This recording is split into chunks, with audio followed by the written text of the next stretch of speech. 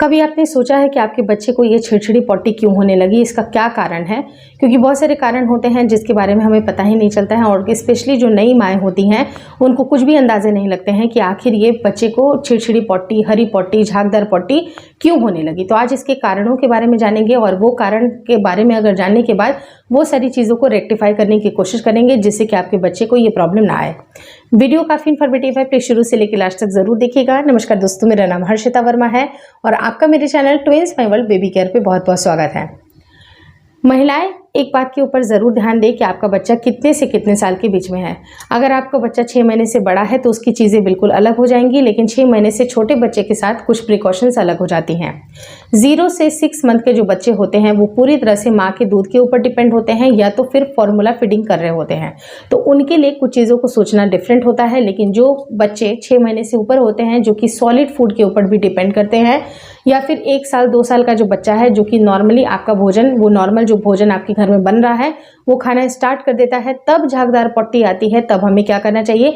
यानी सारी चीज़ों को मैं कवर करने वाली हूँ और आपको पेशेंसली पूरी वीडियो ज़रूर देखनी है, क्योंकि बहुत सारी माएँ होती हैं जो कि नई माँ हैं, उनको चीज़ें समझ में नहीं आती हैं और उन्हें कोई बताने समझाने वाला नहीं होता है। और जब वो परेशान होती है दिन भर तो लास्टली उनके पास एक ऑप्शन होता है कि वो तुरंत से उठ के डॉक्टर के पास जाएं।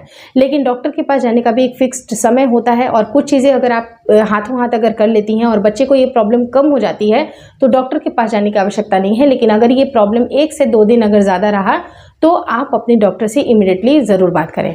नंबर 1 चीज़ है, अगर आपका बच्चा 0 to 6 मंथ है तो उस टाइम पे पूरी तरह से माँ के दूध के ऊपर डिपेंड है। माँ के दूध की क्वालिटी इतनी अच्छी होनी चाहिए जिसमें किसी तरह के तेल, मिर्च, मसाले, जंक फूड का सेवन आप नहीं करेंगी, कोई भी ऐसे वेजिटेबल का इस्तेमाल नहीं करेंगी जिससे कि आपको गैस या बादी होती है। लाइक मूली, गोभी, मटर, सेम फली वाली जो चीज़ होती हैं, बीन्स होती है या बैगन, इस तरह की जो चीज़ें होती हैं उनमें बहुत जल्दी गैस बनता है। तो ऐसे केस में महिलाएं कोशिश करें कि ये सब्जी कम से कम खाएं। अगर खा रही हैं तो इसके साथ ही साथ हींग या फिर अजवाइन का पानी भी ज़रूर पीते रहें। दिन भर में 2 से 3 ग्लास अगर आपने अजवाइन का पानी, हींग का पानी पीना स्टार्ट कर लिया तो आपके बच्चे को दिक्कतें नहीं आएंगी। क्योंकि अगर आपके बच्चे को कोलिक होगी तो आपसे ज़्यादा तकलीफ आपके बच्चे को होगी और उसको देख करके आपको भी तकलीफ होगी। और जब बच्चे को ये चीज़ें डाइजेस्ट नहीं करती हैं तो उसको छिड़छिड़ी पॉटी, झागदार पॉटी आने की समस्या देखी जाती है। दूसरी चीज़ क्या होती है कि बच्चा या तो माँ के दूध के ऊपर डिपेंड करता है या तो फॉर्मूला फीडिंग कर रहा होता है। तो फॉर्मूला फीडिंग के साथ एक कंडीशन ये होती है कि बच्चे के एज के हिसाब से जो पेडियाट्रिशियन होते हैं वो बच्चे के लिए मिल्क सजेस्ट करते हैं। लेकिन जब ये मिल्क बहुत ज़्यादा बच्चे के लिए हो जाता है, कई बार हम खुद से ऐसा सोचते हैं कि चलो ये पैकेट अवेलेबल नहीं है तो ये पैकेट हम बच्चे के लिए अप्लाई कर देते हैं, लेकिन उसके अंदर अगर लैक्टोज की मात्रा ज़्यादा है, दूध का कंटेंट बहुत ज़्यादा है जो कि बच्चे के डाइजेशन के हिसाब से सही नहीं है, बहुत ज़्यादा बच्चे को हार्ड डाइजेशन उसका हो रहा है, कई बार उसको हार्ड पॉटी भी आती है। हार्ड पॉटी अगर ठीक होती है तो बच्चा छिड़छिड़ी पॉटी करता है, जिसका सिर्फ और सिर्फ यही कारण है कि लैक्टोज की मात्रा बच्चे के मिल्क में ज़्यादा जा रही है। तो आप ये कोशिश करें कि अगर आपसे गलती से वो पैकेट आ गया है तो आप उसको चेंज करें, या फिर अगर नहीं कर सकते हैं, अफोर्ड करना थोड़ा सा मुश्किल होता है, तो उसको आप ज़्यादा डाइल्यूट करके आप बच्चे को फॉर्मूला फीडिंग उसका करा सकते हैं। रही जहाँ तक एक और पॉइंट डाइल्यूशन से, कुछ चीज़ें याद आई मुझे कि आप जब भी ब्रेस्ट फीडिंग करा रहे हैं तो ब्रेस्ट फीडिंग कराते समय जो आपका मिल्क होता है वो प्रॉपर तरीके से आने में उसको 5 से 10 मिनट का वक्त लगता है। लेकिन स्टार्टिंग का जो मिल्क आता है वो बिल्कुल पतला पतला पानी नुमा मिल्क आता है। अगर बच्चा उससे अपनी पेट भर लेता है तो बच्चे को डेफिनेट बेसिस पे झागदार पॉटी, छिड़छिड़ी पॉटी आती है। तो आप कोशिश करें कि जब भी आप बच्चे को ब्रेस्ट फीडिंग करा रहे हैं अपने ब्रेस्ट का अच्छी तरह से मसाज करें, साफ सफाई करें, क्योंकि 5 मिनट के बाद ही आपको गाढ़ा पीला दूध आने स्टार्ट हो जाएगा।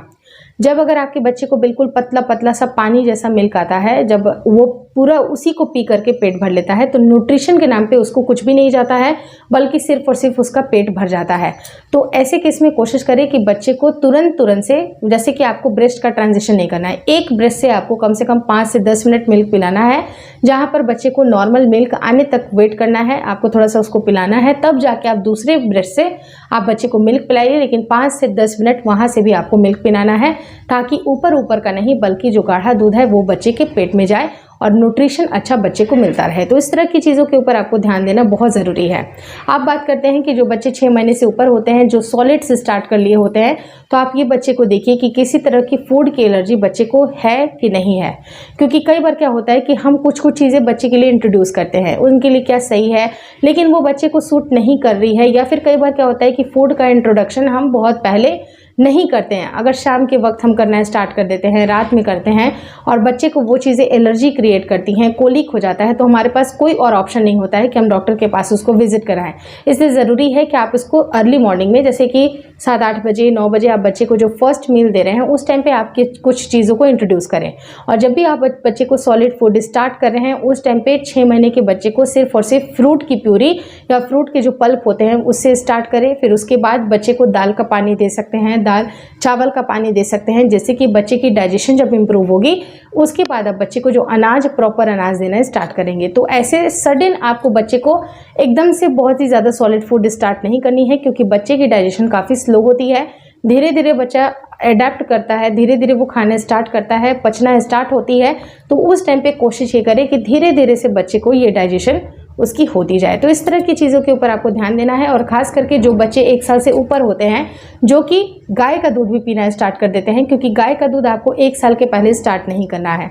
1 साल का बच्चा होने के बाद ही आप गाय का दूध स्टार्ट करें, लेकिन कोशिश करें कि स्टार्टिंग में भी उसको डाइल्यूट करके देना स्टार्ट कर दें, क्योंकि अगर आप उसको भी डाइल्यूट नहीं करेंगे तो लैक्टोज की मात्रा दूध में ज़्यादा होती है, जिससे कि बच्चे को छिड़छिड़ी पॉटी होती है।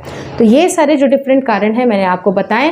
और कोई भी ऐसी फूड एलर्जी बच्चे को नहीं हो रही है, कोई जंक फूड तो बच्चा नहीं खा रहा है, इस तरह की चीज़ों के ऊपर आप मॉनिटर करें और बच्चे को हेल्दी खाने के ऊपर प्रमोट करें।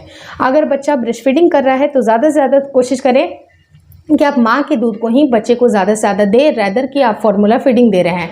क्योंकि बहुत सारी माँओं का एक क्वेश्चन होता है कि जब हम फार्मूला फीडिंग देना स्टार्ट करते हैं तब बच्चे को छिड़छिड़ी पॉटी होती है। उसके बजाय आपको बच्चे को ज़्यादा से ज़्यादा माँ का दूध के ऊपर उसको डिपेंड करना चाहिए। होपफुली सारी बातें मैंने यहाँ पर क्लियर कर दी। आपके मन में कुछ भी अगर डाउट होती है तो आप कमेंट ज़रूर करें, मैं उसके ऊपर वीडियो ज़रूर बना दूँगी। Thank you so much for watching twins bye well care.